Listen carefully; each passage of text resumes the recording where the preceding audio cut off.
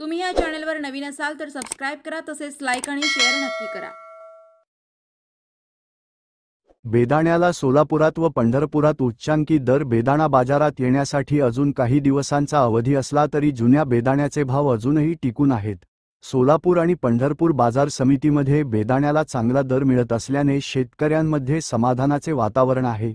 पंढरपूर बाजार समितीच्या सौदे बाजारात बेदाण्याला उच्चांकी 511 रुपये तर सोलापूर बाजार समितीमध्ये सर्वाधिक 401 रुपये दर मिळाला आहे.